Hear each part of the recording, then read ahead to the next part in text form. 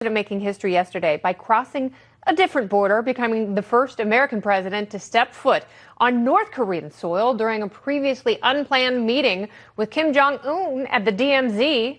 The meeting marks the pair's third sit-down. It came after the president extended an invitation on Twitter while he was visiting South Korea following the G20 summit. Afterward, the president said, quote, "A lot of progress was made," and thanked Lil Kim for not standing him up. So hot.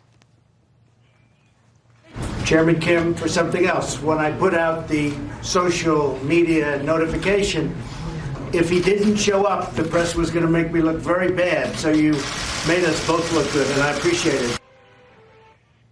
And then he gave him a giant wheel of Swiss cheese and the world was safer. The president also telling reporters the two sides agreed to resume nuclear talks in the next few weeks, but some say it was nothing more than a photo op, obviously. I have no problem with him sitting down with Kim Jong-un in North Korea or any place else. But I don't want it simply to be a photo opportunity. Oh, Bernie, what else would you do? Wave your hands. All right, so can the president's big weekend lead to a big deal? Or is it all still just a big show? Well, look at this. The panel is here with me live in Los Angeles tonight. We've got former George H.W. Bush speechwriter and Atlas Society CEO Jennifer Grossman and her giant dollar bill, y'all. Also, Fox News political analyst and Caldwell Strategy Consulting founder, who is appropriately named Gianno Caldwell, and liberal radio talk show host and Fox News contributor and beloved Angelino. It is Leslie Marshall. Welcome, everyone. Hurrah! So when I look at this and I look at some of the blowback that the president is getting, and I give him a hard time on tariffs, I give him a hard time on foreign policy and some of the other impulsive things that he says and does. But here I have appreciated everything he's done in the North Korean sphere. And I look at this and I think every time he has this sit down, and maybe nothing has come from it yet, but it's a hell of a lot better than strategic patience. What do you see? I agree, actually. In terms of results, time will tell. Yes. But overall, I tend to think that when you've got adversarial parties, it's a lot harder to demonize someone if you don't have a personal connection. So whether it's bickering neighbors or competing groups or different political parties, I think developing a personal relationship between adversaries is a good thing. And it's tough because we all want to take North Korea to task the same way we want to with Saudi Arabia and Turkey and even Russia and call them, and China, call them on their human rights abuses. But you have to get them to the table first. And so this is our third trip to the table. Third trip. When do we see success? Well, I think one can argue that we're seeing a level of success by getting them to the table. Two, we also have to keep in mind that President Trump is a very unconventional president, so we can't expect the same policy prescriptions that have been employed in the past to work here. Before he actually was sworn in as president, Obama administration told him that this was going to be his most serious foreign policy issue. Yes. And he was right. They were right, especially. But it's interesting because at the Democratic debate the other night, North Korea was not at the top of the podium when the candidates were asked what the greatest geopolitical threat was. And, of course, Jay Inslee pandered and says, "It's Donald Trump himself." Well, truthfully speaking, though, it has become less severe because we have been able to get them to the table and have these discussions. As you know, a lot of times, especially under the Obama administration, when they made threats, when they sent out these long-range missiles, we largely ignored it. It came up in the news here and there, but we didn't say much about it. But Donald Trump went on Twitter and said, "I'll release," hail and fire onto North Korea? And then that brought them to the table, Hell and Fury. Sure. It was something that was in a book title. Yeah, there were books, there was fire, there was fury, there was hell on earth. But it's almost like meth. So the meth dealer will give you a try. He'll give you a baggie, and then you get hooked on it. And that's what happened with Kim Jong-un. Like, he loves the idea of being part of the international community. He wants to be a K-pop star. He wants to huff down as much Swiss cheese as he can, but he can't do that when he and his cronies are hamstrung by these sanctions. So is this working? No, and sadly, what the president, look, I mean, I'm a Democrat. I'm not a Trump supporter, but this is something left and right we want, which is, we don't want to see North Korea have nuclear weapons, but they do. One, we have to acknowledge it. Two, we have to ask. But how do you denuclearize them? To me, nobody is asking Do you him. go and take them? Why doesn't anybody just ask him, what would it take for you to feel secure enough that you don't need them? Nobody's asked that. Well, he says lift the sanctions first. Actually, he has been asked that. Well, we're not first. going to demilitarize the entire peninsula, and that's one of the things that he wants. And in addition to that, he doesn't have term limits. His death will be the term limit. So he can play and drag this out as long as he wants. We saw his father do it. We saw his grandfather do it. And I think Democrat and Republican, they both have these obstacles with North Korea. You just can't trust them. And sadly, I do think this is going to be nothing more than a photo op. And I will give the president credit here. You have to take a different approach to this problem.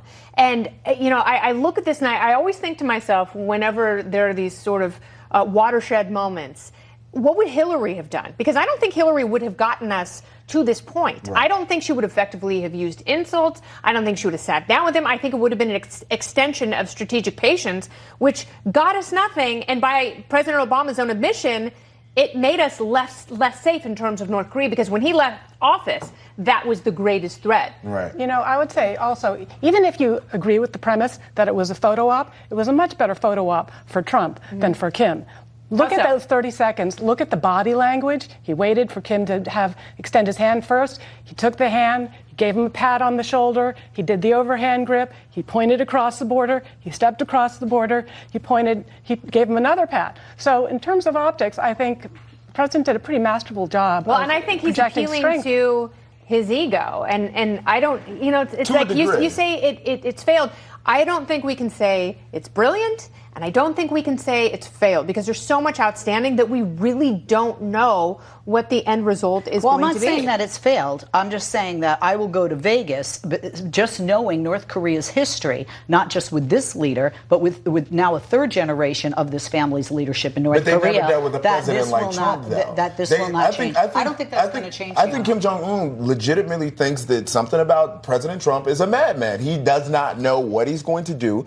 And what's true about this, most presidents have used the same conventional wisdom. Yeah. This president has not employed that same conventional wisdom. No, it has been unconventional, and Kim Jong-un knows that he's got golden toilets. Concerned. This is a guy who might actually... I want to hang with a guy who's got golden toilets. North Korea's not changing their behavior, though. When I see change in behavior, and after this they say change behavior, I will give them the props. Well, listen, we're in Los Angeles, California right now. About 2 years ago, people thought that there was going to be a long-range missile sit over here. Absolutely. We no longer I've talked to people in Hawaii and Guam. Behavior. Let's be clear about that. I do it all the time online in these weird little chat rooms. All right, the president may have owned the headlines with his high-stakes huddles this weekend, but it's unclear if that will help him own the Democrats in 2020. Raising expectations with China and North Korea could backfire should the president fail to make a deal either on trade or denuclearization.